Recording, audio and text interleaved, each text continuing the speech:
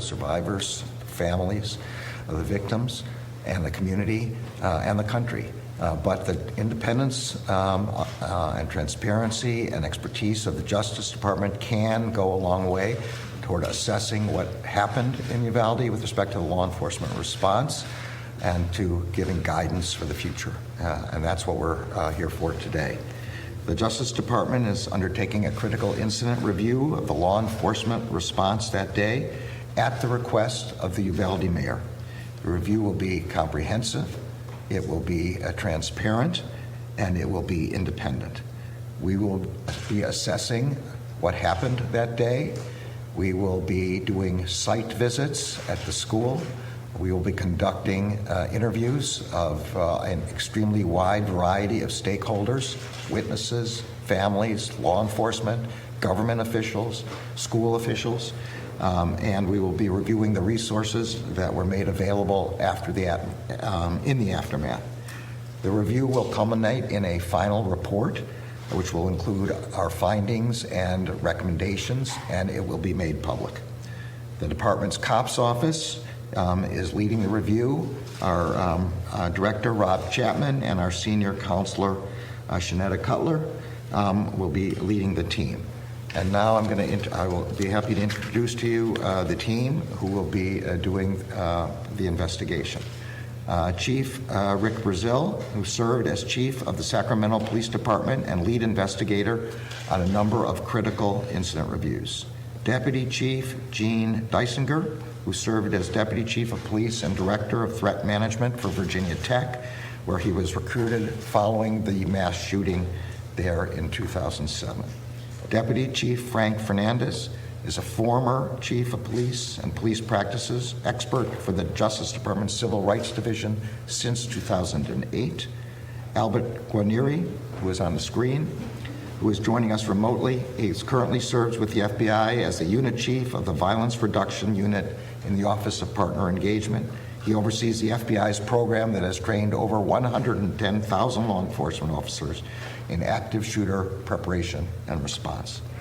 Major Mark Lomax served for over 27 years with the Pennsylvania State Police, led national efforts to strengthen law enforcement tactical response as executive director for the National Tactical Officers Association, and as a manager for the IACP Center for Police Leadership and Training.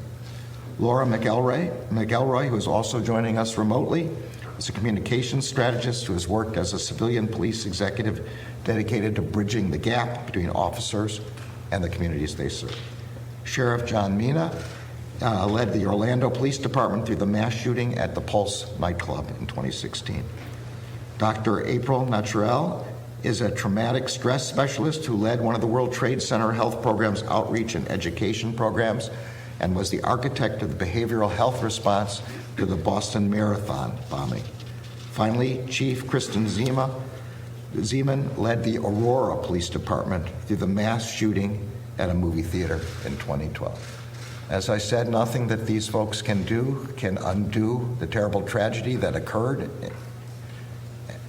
and that we are just heartbroken about, but we can assess what happened and we can make recommendations for the future. I would also say that as we conduct this review, the Justice Department stands ready to participate, to support the bipartisan gun safety negotiations that are going on in Congress right now in any way that's possible. I think now we'll take a few questions. Yes. If I may. Of course. Given the misstatements, how concerned are you about the lack of transparency so far down in Uvalde? And will this review have the tools it needs in case people decide that they do not want to cooperate? So as I said, we've been invited by the mayor. We have been promised, assured, and welcomed with respect to cooperation by every level of law enforcement, state, federal, and local. And we'll participate in that vein. We don't expect any problems. Mr. Attorney General, on the topic of gun violence, a man was arrested early this morning outside the home of Justice Brett Kavanaugh in Maryland with a gun and a knife, threatening to do harm to the justice. What is your reaction to this? So this kind of behavior is obviously behavior that we will not tolerate. Threats of violence and actual violence against the justices, of course, strike at the heart of our democracy, and we will do everything we can to prevent them and to hold people who do them accountable. For that reason, last month, I accelerated the protection of all the justices' residences 24/7. Also last month, I met with the marshal of the court. I convened a meeting with her, as well as with the deputy director of the FBI, with the director of the Marshals Service, and with our own law enforcement, our own prosecutors, to ensure every degree of protection available as possible.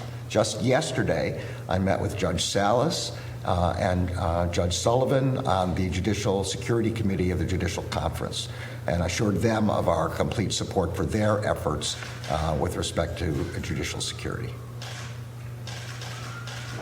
Mike? General, when will this group be on the ground in Uvalde? And there's been some indication that at least some police officials, including the school police chief, have been somewhat uncooperative in the investigations that are already proceeding. What is the process for this team to gather information from people who may not cooperate in investigations? And is there any kind of compulsory process? So the team is already working, and they will be on the ground as necessary, but they have already begun their work. And as I said, we expect voluntary cooperation from everybody at every level, and we have been promised that cooperation. Is it possible that there will be a criminal referral at the end of the review? So this is not a criminal investigation. This is an after-action critical incident review, which we have done in the past, which we did in San Bernardino, and which was done in the Pulse nightclub. This is not a criminal review. All right. Thanks, everybody. Thank you. Thank you. Thank you. Thank you.